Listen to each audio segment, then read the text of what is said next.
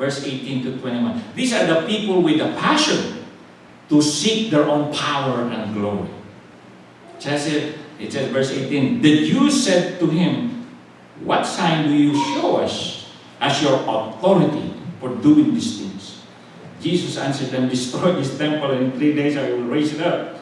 The Jews then said, it took 46 years to build this temple, and you will raise it up in 3 days? Oh, but he was speaking of the temple of his body. That's what John says. And that's one of those accusations, by the way, when he was sent before Pilate to be tried. One of the accusations that they throw against Jesus, that I heard this man said he will destroy the temple. This is one of those. Now, who are these men? Well, they represent the authority at the time. They came from the what we call the Sanhedrin Council, the ruling class.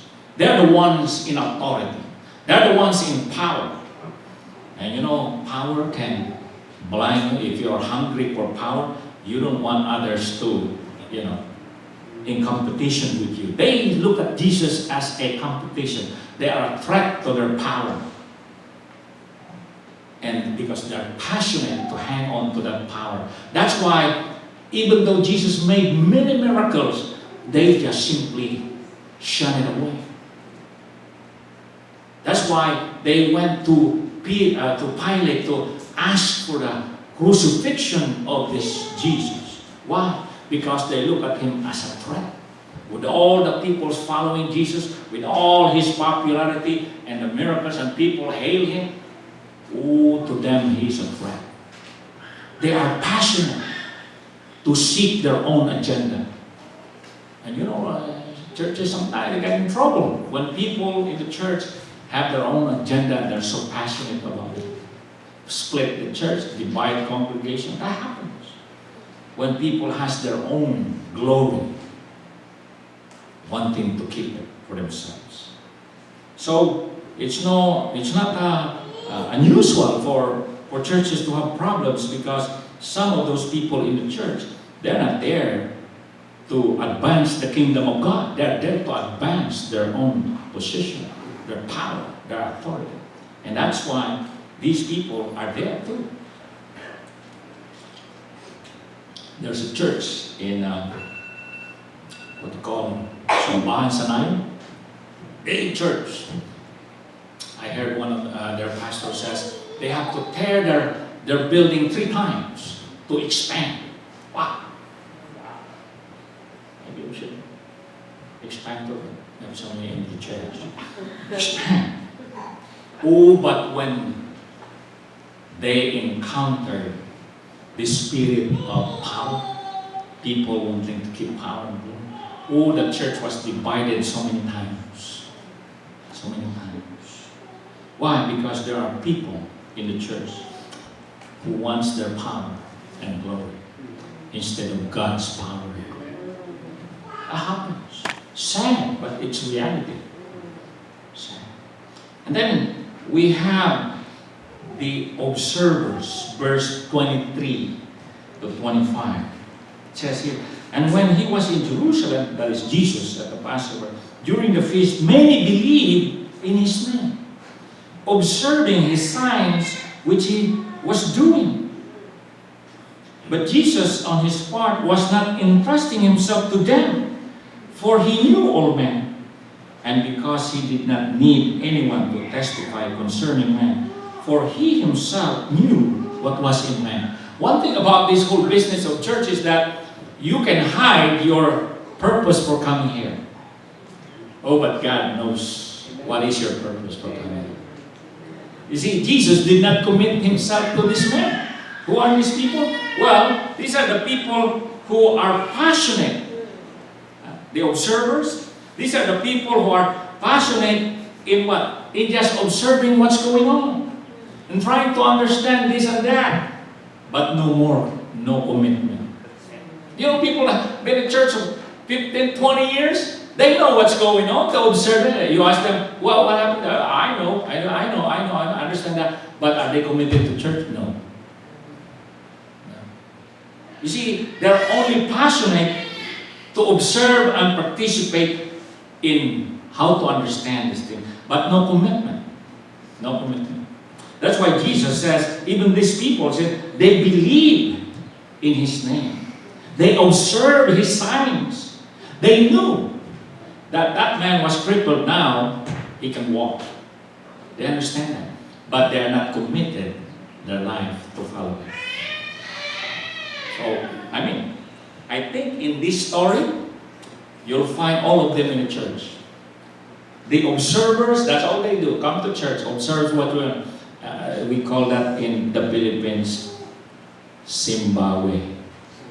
Zimbabwe. They are from Tanawan, not Batangas. Tanaw, taga-Tanaw lang. Because they are observant. Oh, but commitment, they're not there.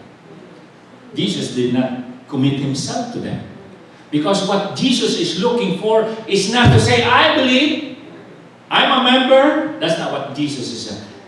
Are you committed to go all the way? Amen. That's what God is looking for. See, the question is, what is it that God is looking for? See? Passion. Zeal. Passion. So that's why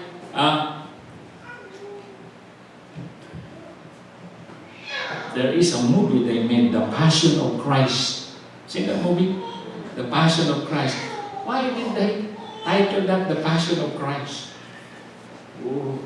But if you watch it, and then it's about the crucifixion, the arrest, trial, crucifixion, and death of Christ. That was called The Passion of Christ. Why is that the title given? Passion of Christ. Passion is zeal. Zeal to do the will of God. This is the passion of Christ to do God's will in His life. He was willing to carry the cross. He was willing to be crucified. He was willing to give His life. That's His passion. What? To do God's will in His life. Because it was His passion, the result was people were saved. You and I are now saved because of that passion. People can now escape from going to hell because of that passion. It took Him all the way to the cross. You see, when people have passion, it's hard to stop them. When people have passion to come to church, rain will not stop them. Visitors will not an excuse to them. In fact, some people come to church even if they don't feel good. They go to church before they go to the doctor. Because maybe they'll heal before they go out there. People with passion. That's why when I hear somebody sometimes shout, that man has passion.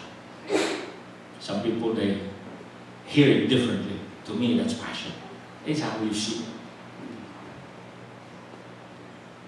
Jesus, because of His passion, He was willing to carry the cross. He was willing to take your place out of that awful cross. That was not His cross.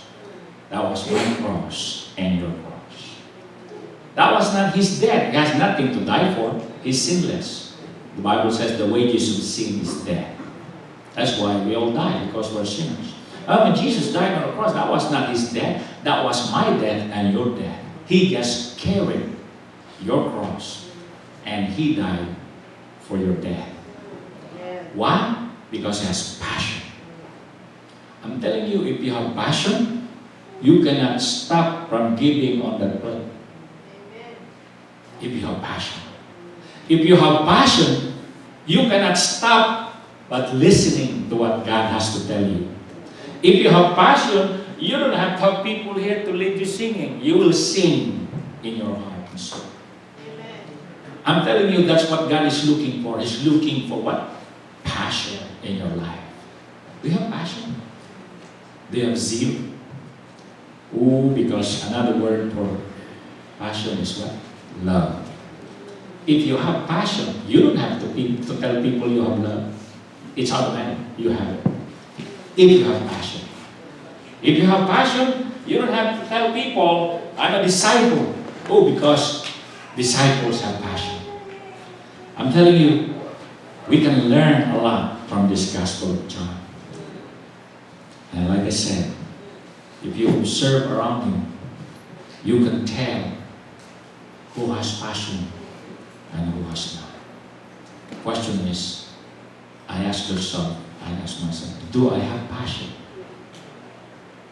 to follow God and to do His will in my life? Father, we just thank you, Lord God, that Jesus, that day, when He drove out those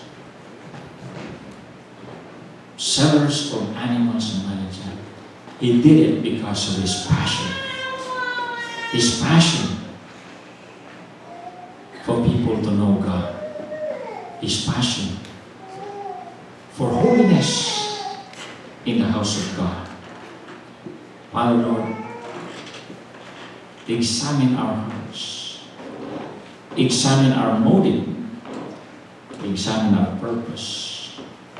Why we are here in this world. Why we come to this church. Why we call ourselves believers in God. Find out, Lord, if there's passion in us. Oh, so that people out there that we come in contact with, they may see the passion. And that they may know who Jesus is. We pray in Jesus' name. Amen.